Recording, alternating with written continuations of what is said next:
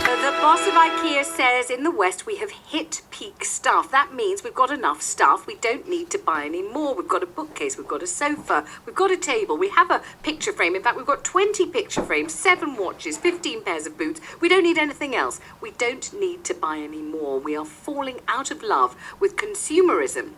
But you will remember a few Christmases ago, the London Mayor Boris Johnson making all his mates and chums jars of chutney from his own quince bush in his own garden. And he was merrily doing this and sticking on his handmade labels when he suddenly thought, oh no, what if everybody makes everybody a jar of quince chutney and nobody buys anything for Christmas? The entire economy will come toppling down and will be on its knees.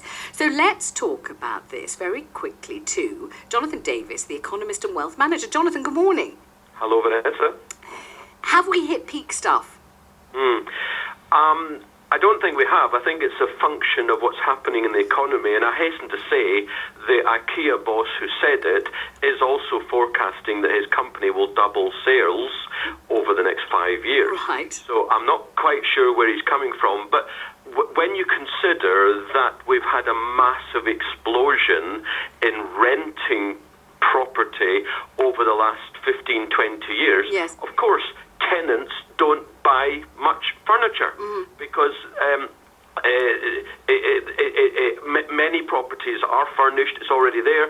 They're obviously not going to replace as often and so on. So, there has been a change in the economy to that extent, so that's going to affect it. But on top of that, when housing, and we've talked about it so often, when housing is so extraordinarily expensive, you haven't got the funds to buy other stuff. Right. You're paying it all on accommodation. Right. Let's assume that we all take this message on board, and everybody listening to the programme today thinks, yeah, that's true, actually. I don't need a table. I don't need a pair of trousers. I've got stuff. I don't need any more stuff. And we all stop buying stuff. What happens then? What happens to the economy if we all do that? Well, 83% of the economy is not manufacturing, it's services. Right. And much of the manufacturing that we do is actually for export. So the stuff that we buy is made in China, largely. So as it happens, it's not going to affect the British economy much. I know that's possibly not. I know that's not what you've been saying, but that's the reality. If you want the economy to get going again, and we should say that in 2014 the UK economy grew 3%. Last year it grew 2%. This year, I'm expecting it to be sub 1%. We might even see a recession this year, the economy going backwards.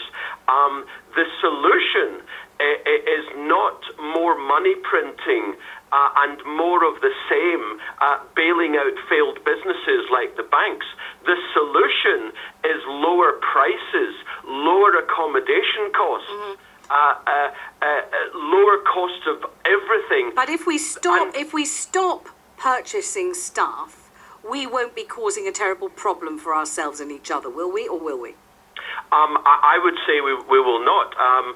Clearly, in 2015, there was no increase in sales in the shops over 2014, which is amazing when we've got the lowest borrowing costs in history, and yet retail sales aren't going through the roof.